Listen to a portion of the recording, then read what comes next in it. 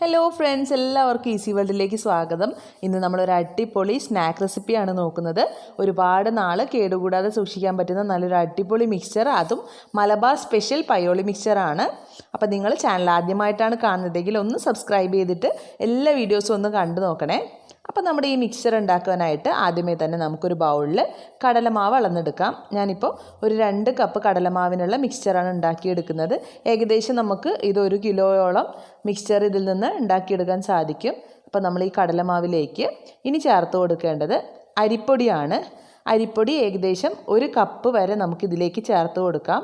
നിങ്ങൾക്ക് മിക്സ്ചർ ഒത്തിരി ക്രിസ്പി ആയിട്ട് വേണ്ടാന്നുണ്ടെങ്കിൽ 1/2 കപ്പ് മുതൽ 3/4 കപ്പ് വരെ അരിപ്പൊടി ചേർത്ത് കൊടുക്കാവുന്നതാണ്. സാധാരണ നമ്മൾ ഇടിയപ്പത്തിനൊക്കെ പൊടിച്ചു വയ്ക്കുന്ന അല്പം തരിതരിയുള്ള അരിപ്പൊടിയാണ് ഞാനിവിടെ ഉപയോഗിച്ചിട്ടുള്ളത്. ഇനി നമുക്കിതിലേക്ക് ചേർത്ത് കൊടുക്കേണ്ടത് വെളുത്തുള്ളിയാണ്. വെളുത്തുള്ളി നല്ല ഫൈനായിട്ടൊന്ന് ചതച്ചെടുത്തത് ഒരു 1/4 ടീസ്പൂൺ നമുക്ക് ചേർത്ത് കൊടുക്കാം. അതുപോലെ തന്നെ അല്പം മഞ്ഞൾപ്പൊടി കൂടെ ചേർത്ത് കൊടുക്കാം. പിന്നെ ചേർത്ത് കൊടുക്കേണ്ടത് കളറിന് വേണ്ടിയിട്ടും ടേസ്റ്റിന് വേണ്ടിയിട്ടും റെഡ് ചില്ലി പൗഡറാണ്. അപ്പോൾ ഞാനിവിടെ 1.5 ടീസ്പൂണോളം ചില്ലി പൗഡർ ചേർത്ത് കൊടുത്തിട്ടുണ്ട്. കളറിന് വേണ്ടിയിട്ടായതുകൊണ്ട് ഞാൻ കാശ്മീരി ചില്ലി പൗഡറാണ് ഉപയോഗിച്ചിട്ടുള്ളത്. ഇനി നമുക്കിതിലേക്ക് അല്പം കായംപൊടി കൂടെ ചേർത്ത് കൊടുക്കാം. നമ്മുടെ ഡൈജഷനൊക്കെ നല്ലതാണ് കായംപൊടി. അപ്പോൾ 1/4 ടീസ്പൂൺ കായംപൊടി ചേർത്തിട്ടുണ്ട്. കിച്ചൺ ട്രഷേഴ്സിൻ്റെ കായപ്പൊടിയാണ് ഞാൻ ഉപയോഗിച്ചിട്ടുള്ളത്. അപ്പം നമുക്ക് ഇനി ഇതിലേക്ക് ചേർത്ത് കൊടുക്കേണ്ടത് ഉപ്പാണ്. ആവശ്യത്തിന് ഉപ്പ് ചേർത്ത് കൊടുക്കാം. ഉപ്പ് ഒത്തിരി അധികം ആവാതിരിക്കാനായിട്ട് ശ്രദ്ധിക്കണം.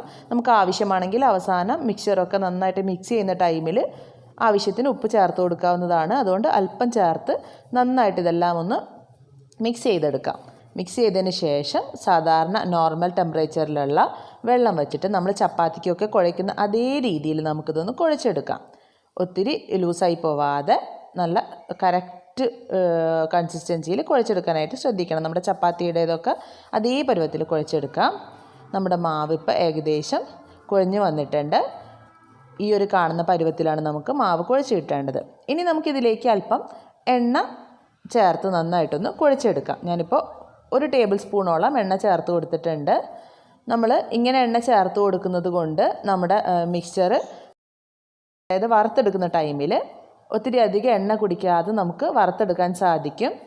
പോരാതെ നല്ലൊരു ടേസ്റ്റ് നമ്മുടെ മിക്സ്ചറിന് നമ്മളിങ്ങനെ ചെയ്തെടുക്കുന്നത് കൊണ്ട് ഉണ്ടാവും. നമ്മൾ ഏത് എണ്ണയിലാണോ മിക്സ്ചർ ഉണ്ടാക്കിയെടുക്കുന്നത് അതേ എണ്ണയിൽ തന്നെ ഇതുപോലെ മിക്സ് ചെയ്തെടുക്കാനായിട്ട് ശ്രദ്ധിക്കണം. അല്ലെങ്കിൽ പതിഞ്ഞ് വരാൻ സാധ്യതയുണ്ട്. ഞാനിവിടെ വെളിച്ചെണ്ണയാണ് ഉപയോഗിച്ചിട്ടുള്ളത്. ഇനി ഒരു സേവനാഴി എടുത്തിട്ട് ഇത്തരത്തിലുള്ള ഒരു ചില്ല് ഉപയോഗിച്ചിട്ട് വേണം നമ്മളിത് ഉണ്ടാക്കിയെടുക്കാനായിട്ട്. നമ്മുടെ ഇടിയപ്പത്തിൻ്റെ ഇതിൽ നിന്ന് അല്പം കൂടെ വലുപ്പത്തിലുള്ള ചില്ലാണ് ഉപയോഗിച്ചിട്ടുള്ളത്.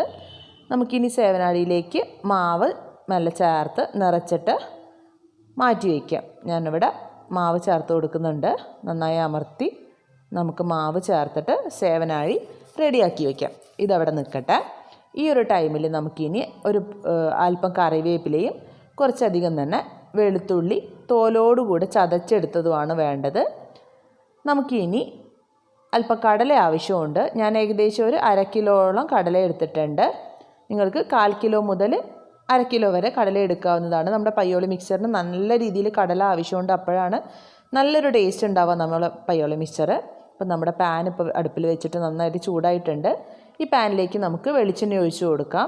വെളിച്ചെണ്ണയിൽ ചെയ്തെടുത്താലാണ് പയ്യോളി മിക്സ്ചർ അതിൻ്റെ തനത് ടേസ്റ്റിൽ നമുക്ക് കിട്ടുകയുള്ളൂ. അപ്പോൾ മാക്സിമം നിങ്ങൾ വെളിച്ചെണ്ണയിൽ തന്നെ ചെയ്തെടുക്കാനായിട്ട് ശ്രദ്ധിക്കണം. എണ്ണ ചൂടായിട്ടുണ്ട്. അപ്പോൾ നമുക്കിതിനി ഒരു മീഡിയം ഫ്ലെയിമിലേക്ക് മാറ്റിയ ശേഷം കറിവേപ്പില വറുത്ത് മാറ്റി വയ്ക്കാം. കറിവേപ്പില ഒത്തിരി കരിഞ്ഞു പോകാതെ നല്ല ക്രിസ്പി ആയിട്ട് വറുത്തെടുക്കാനായിട്ട് ശ്രദ്ധിക്കണം. അപ്പോൾ കറിവേപ്പില വറന്ന് വന്നിട്ടുണ്ട്. നമുക്കിതൊക്കെ എണ്ണ വാർത്ത് കോരിയെടുക്കാം. നമ്മൾ ഇതൊക്കെ കോരിയെടുക്കുന്ന ടൈമിൽ ഒരു ടിഷ്യൂ പേപ്പർ വച്ച പ്ലേറ്റിലേക്ക് കോരിയെടുക്കാനായിട്ട് ശ്രദ്ധിക്കണം.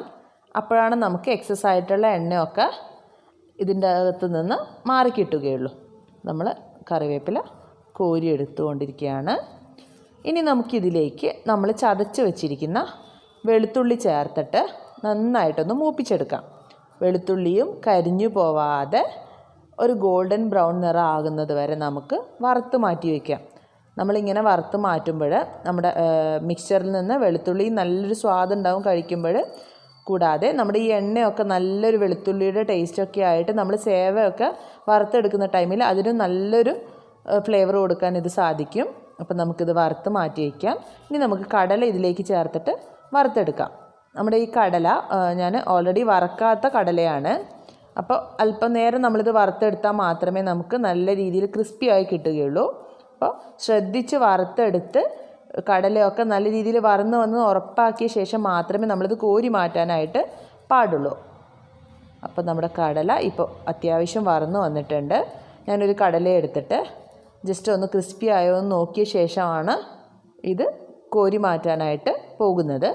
നമുക്കിതൊരു ടിഷ്യൂ പേപ്പർ വെച്ച് പാത്രത്തിലേക്ക് തന്നെ കോരി മാറ്റാം. എണ്ണയൊക്കെ വാർത്തി നല്ല രീതിയിൽ ഡ്രെയിൻ ചെയ്തെടുത്ത് വേണം നമ്മളിത് കോരിയെടുക്കാനായിട്ട്. കണ്ടോ, ഇതുപോലെ ഒരു ടിഷ്യൂ പേപ്പർ വെച്ച പ്ലേറ്റിൽ നമ്മളിതെല്ലാം കോരി മാറ്റി വെച്ചിട്ടുണ്ട്.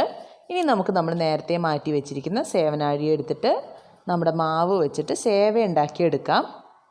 നമ്മളിതുപോലെ ഇങ്ങനെ ചുറ്റിച്ചു കൊടുത്തിട്ട് സേവ ഉണ്ടാക്കിയെടുക്കാം. നമുക്ക് പറ്റുന്ന മാക്സിമം വലുപ്പത്തിൽ ചെയ്തെടുക്കാം. അപ്പോൾ നമ്മളിങ്ങനെ ചെയ്യുമ്പോൾ പൊട്ടിപ്പോയാലൊന്നും പേടിക്കേണ്ട കാര്യമില്ല. കാരണം നമ്മളിത് അവസാനം പൊട്ടിച്ചെടുക്കേണ്ടതാണ്. അതുകൊണ്ട് നമുക്കിത് മെല്ലെ ഉണ്ടാക്കിയെടുക്കാവുന്നതാണ്.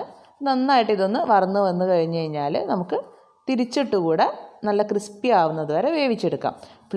ലോ ഫ്ലെയിമിൽ ചെയ്തെടുക്കുന്നതാണ് നല്ലത്. അല്ലെങ്കിൽ പെട്ടെന്ന് തന്നെ ഇത് കരിഞ്ഞു പോകാൻ സാധ്യതയുണ്ട്. അപ്പോൾ നമുക്കിത് കോരി മാറ്റാം. എണ്ണയൊക്കെ വാർത്ത ശേഷം നമുക്കിത് കോരി മാറ്റാം. നമ്മുടെ മുഴുവൻ മാവ് വെച്ച് നമുക്കിതുപോലെ തന്നെ ചെയ്തെടുക്കാവുന്നതാണ്. മുഴുവൻ മാവ് വെച്ച് നമ്മളിങ്ങനെ സേവ ഉണ്ടാക്കി മാറ്റി വെച്ച ശേഷം നമുക്കൊരു വലിയ പാത്രം എടുത്തിട്ട് ആ പാത്രത്തിലേക്ക് നമ്മുടെ വറുത്ത് വെച്ചിരിക്കുന്ന സേവയൊക്കെ ചേർത്ത് കൈ വെച്ച് നന്നായിട്ട് ഇതൊക്കെ ഒന്ന് പൊടിച്ചു കൊടുക്കാം. ഏകദേശം നമ്മുടെ പയ്യോളി മിക്സറിന് എപ്പോഴും 1 ഇഞ്ച് വലുപ്പത്തിലുള്ള എന്നുള്ള രീതിയിലുള്ള സേവയാണ് ഉണ്ടാവുക. സാധാരണ സേവയൊക്കെ പൊടിച്ചിട്ട് ഏകദേശം ആ ഒരു സൈസിലാണ് ഉണ്ടാവുക. അപ്പം നമുക്കിതൊക്കെ പൊടിച്ച് വയ്ക്കാം. കണ്ടോ, നമ്മൾ ഈ ഒരു വലുപ്പത്തിൽ പൊടിച്ചിട്ടുണ്ട്. നമ്മൾ നേരത്തെ വറുത്ത് വെച്ചിരിക്കുന്ന കടലയൊക്കെ നമുക്കിതിൻ്റെ മുകളിലേക്ക് ചേർത്ത് കൊടുക്കാം. ഇനി നമ്മൾ ഇതിലേക്ക് ചേർത്ത് കൊടുക്കേണ്ടത് അല്പം കായപ്പൊടിയാണ്. നമ്മൾ കടലയിലൊന്നും ഒരു ഫ്ലേവർ ഒന്നും ചേർക്കാത്തത് കൊണ്ട് നമുക്ക് അല്പം കടലയിലൊക്കെ ഫ്ലേവറിന് വേണ്ടിയിട്ട് കായപ്പൊടി ചേർത്ത് കൊടുക്കാം. പിന്നെ നമുക്കിതിലേക്ക് അല്പം ഉപ്പ് കൂടെ ചേർത്ത് കൊടുക്കാം. അതുകൊണ്ടാണ് ഞാൻ നേരത്തെ ഒത്തിരി അധികം ഉപ്പ് ചേർക്കേണ്ടതെന്ന് പറഞ്ഞത്.